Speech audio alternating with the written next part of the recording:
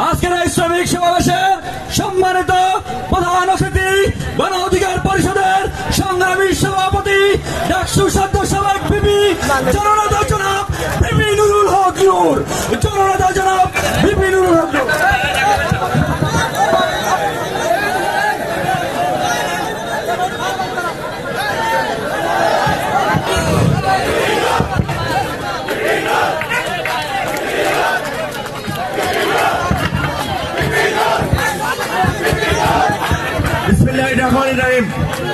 কিছুক্ষণ পরে এই মাগরিবের আজান হবে।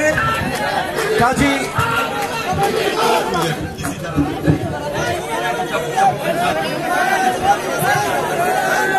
মাগরিবের আজান হয়ে যাক নাই।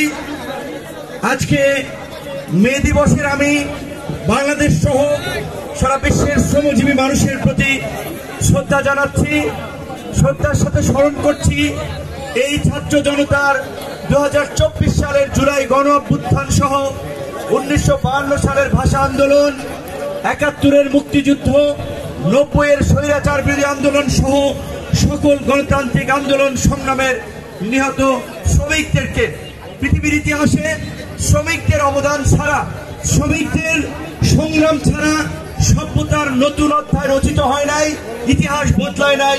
আপনারা এই জুলাই গণ অভ্যুত্থানে দেখেছেন কিভাবে ওই মিরপুরে, শাহবাগে, যাত্রাবাড়িতে, আপনার বাড্ডা এলাকায়, এমনকি এই সাভারে কিভাবে এই সাধারণ শ্রমজীবী মানুষ, এই গার্মেন্টসের কর্মীরা, এই হাট বাজারের শ্রমিকরা, দিন মজুর ভাইরা ছাত্রদের সাথে কাঁধে কাঁধ মিলিয়ে প্রতিরোধ করে তুলেছিল এবং সেই প্রতিরোধের ফলেই এই 16 বছরে আমাদের উপরে যে দৈত্য দানব চেপে বসেছিল, সেই দৈত্য দানবকে আমরা হটাতে সক্ষম হয়েছি। কিন্তু অত্যন্ত দুঃখের বিষয়, দুর্ভাগ্যের বিষয়, আমাদের গুলিবিদ্ধ শ্রমিক নেতা, শ্রমিক অধিকার পরিষদের সভাপতি আব্দুর রহমান ভাই যেমনি ভাবে বলেছিল, শ্রমিকদের কথা কেউ মনে রাখে না, শ্রমিকদের কথা ভুলে যায়। এই জুলাই গণ অভ্যুত্থানে অবশ্যই আমরা ছাত্র, যুবক, তরুণদেরকে নিয়ে আন্দোলনের নেতৃত্ব দিয়েছি। তারা রাজপথে আন্দোলনের দাবানল ছড়িয়েছে, কিন্তু দেখবেন শ্রমিকদের কথা ওইভাবে কোথাও আলোচনা হয় না। আজকে বিভিন্ন টেলিভিশন প্রোগ্রামে, গণমাধ্যমে টক শো হয়, আলোচনা হয়, নতুন বাংলাদেশ বিনির্মাণের জন্য বিভিন্ন কমিটিতে ছাত্র প্রতিনিধি রাখা হয়, ডিসি অফিসে, এসপি অফিসে, ইউনো অফিসে, থানার আইন শৃঙ্খলার কমিটিতে, কিন্তু শ্রমিকদের কেউ খোঁজ রাখে না।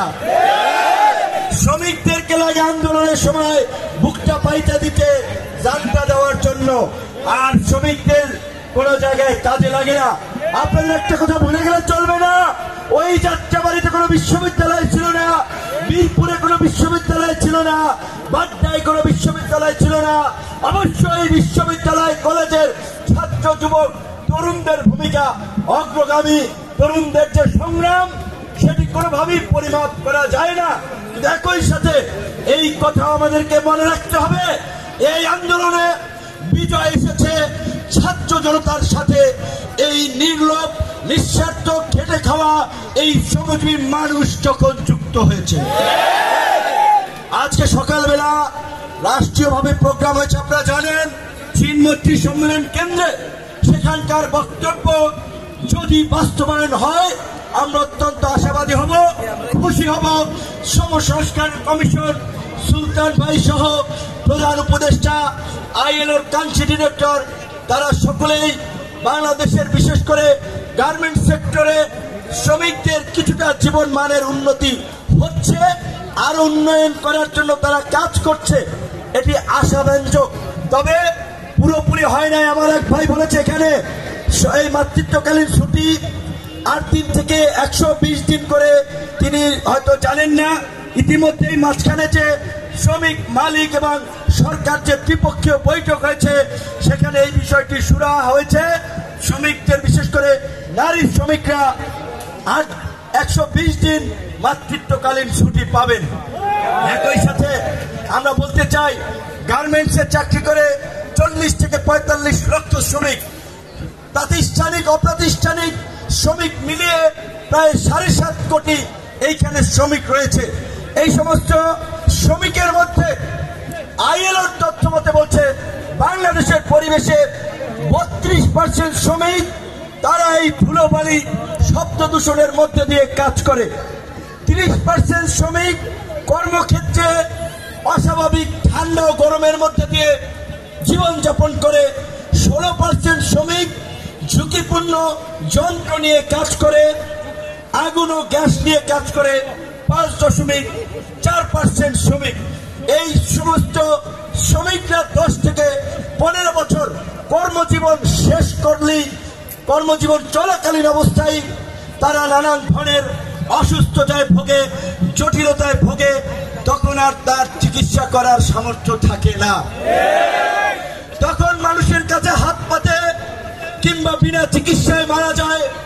কাজে এই মে দিবস আসলেই শুধু শ্রমিকদের নিয়ে আলোচনা, তারপরে শ্রমিকদের খবর থাকবে না। সুনির্দিষ্ট কিছু সভা সেমিনারের মধ্যেই যেন শ্রমিকদের দাবি দেওয়া অধিকারের কথা সীমাবদ্ধ না থাকে।